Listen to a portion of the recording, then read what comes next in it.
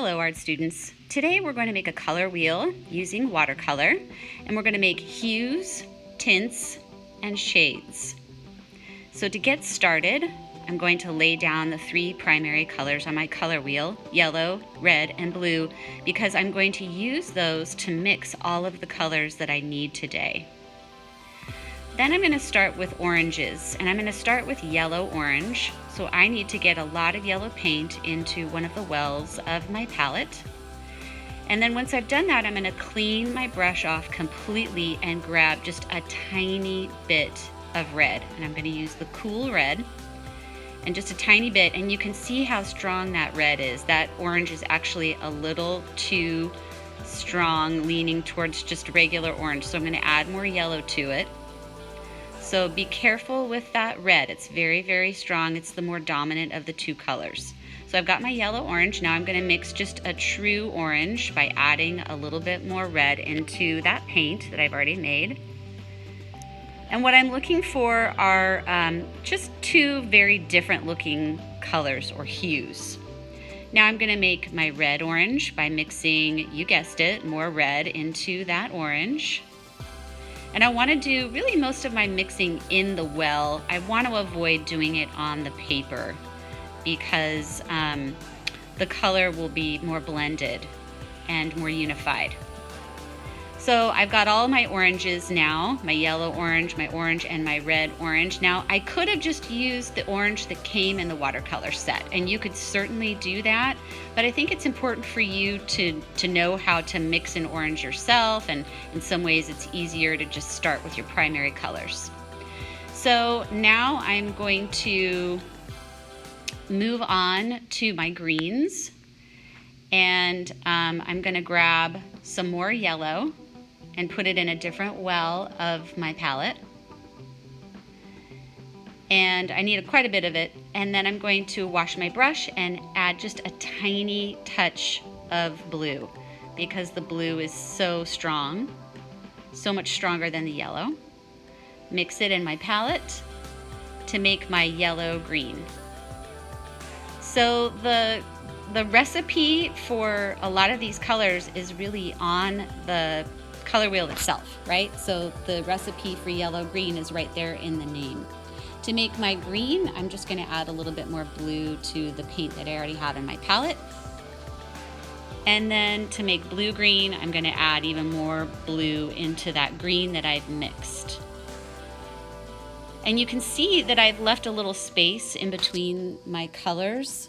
That's so that my paint doesn't bleed. Remember, watercolor likes to go where there's more water, right? So if you put wet paint next to wet paint, it's going to bleed. So I've got a little space in between each color so I prevent that bleeding from happening. Now I'm going to mix my violets, starting with my red violet. So I've got red, again, the cool red in one of the wells of my palette. I'm going to add just a tiny bit of blue into that red to make my red violet. And the goal with all of these, really these tertiary and secondary colors, is just to be able to see a noticeable difference between them. So it's likely that your oranges and your greens might look a little different from mine, and that's perfectly all right. You just want to be able to tell a difference. So now here's my violet. Again, there's a violet in your watercolor set, but it will look different if you mix it yourself. So it's good to know how to mix it yourself. So to make my blue violet, I'm just going to add a little bit more blue into that violet that I've already made. And then I'm going to wash my brush. Now I'm going to make tints. And with watercolor, you do have a white, and I'm going to show you what it looks like if you just dilute your paint on the left and allow it to become transparent so the white paper shows, versus if you mix a tint with the color and the white. There's not a huge difference. So for our tints, we're going to make the paint transparent by starting off with lots of water in the well and then just a little bit of paint. So we're just using the transparency of the paint and the white of the paper showing through to make tints. So it's going to be the same process that you just did, but you're going to be thinning your paint out substantially with water. You really want kind of like at least 50% water and 50% color, if not even more water. You know, err on the side of more water. The more transparent it is, the softer the color is going to look, and the more it will become pastel. So you're going to do that for every single hue or color.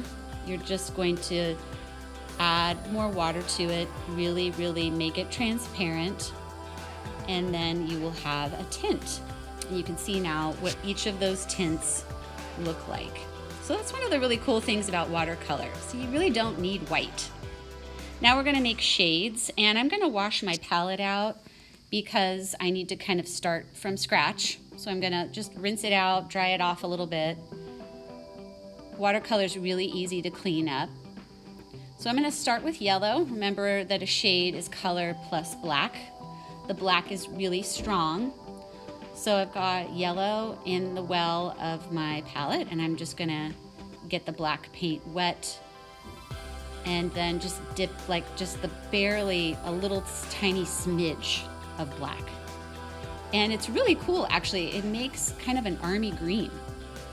And then I've got just a little space here, so I'm going to have to be careful not to flood that little section with too much paint and too much water. You might want to just, take some of that paint off first before you apply it. And then I'm going to go around and make a shade of every other color. So I'm going to mix a yellow green, and then I'll put a little bit of black into that. And then I can either mix, a separate green and a separate blue green if I want to, or I could just add a little bit more blue to this yellow green that I've made to make it a green shade. I could do it that way also. There's no right or wrong, really. I can also use the green that's already there in my my watercolor set, and I could do it that way too, and just add a little black to that. It's up to you. You'll get a different shade, of course, depending on how much black you use.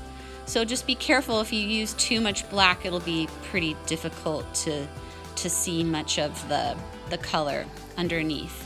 I'm going to go ahead and make a shade for every color on my color wheel. And you can see I have a tiny bit of bleeding there with my blue-green. But there you go. That's what we're doing today.